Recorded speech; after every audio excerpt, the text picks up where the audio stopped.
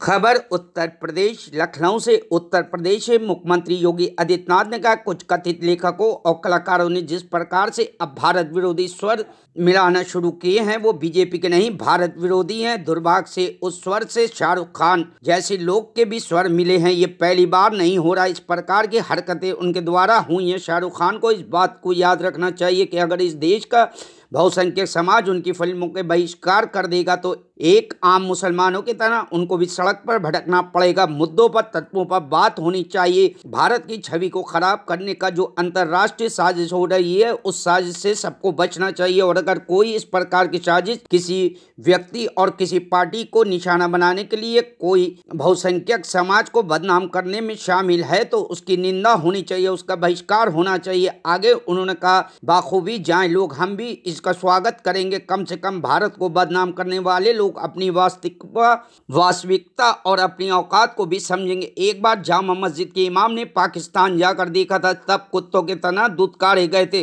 उसको उसी प्रकार से हाल होगा, इनको भी होगा। योगी ने कहा, मैं कह रहा हूं ये आतंकी भाषा बोल रहे हैं। शाहरुख खान के भाषा और हाफिज सईद की भाषा में कोई अंतर नहीं है।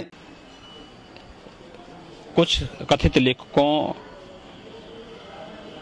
और कलाकारों ने जिस प्रकार से अब भारत विरोधी स्वर ही, यानी अब भाजपा का नहीं बल्कि भारत विरोधी स्वर ही उठाना शुरू किया है।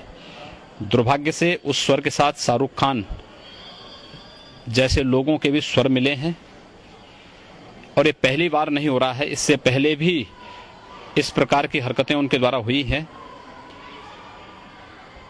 शाहरुख खान को इस बात को याद रखना चाहिए कि अगर इस देश का बहुसंख्यक समाज उनकी फिल्मों का बहिष्कार कर देगा तो एक आम मुसलमान की तरह उनको भी सड़कों पे भटकना पड़ेगा। मुद्दों पर, तथ्यों पर बात होनी चाहिए।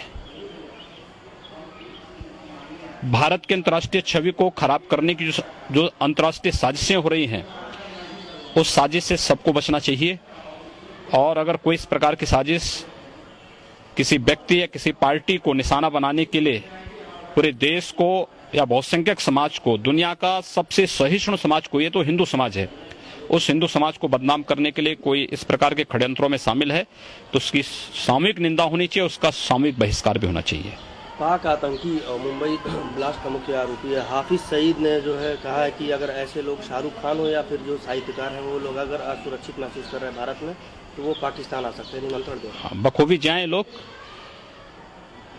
हम भी इसका स्वागत करेंगे कि ये लोग जाएं। कम से कम भारत को बदनाम करने वाले लोग अपनी वास्तविकता और अपनी औकात को भी समझेंगे। एक बार जामा मस्जिद के इमाम ने पाकिस्तान जाकर के देखा था, जब कुत्तों की तरह उसको दुत्कारा गया था वहां से, तो उसी प्रकार से यही हाल इनको भी होंगे। आतंकी ऐसा कह रहा है। मैं कह रहा हूं ना, चाहे ये लोग। Bureau report, news hub Bharat.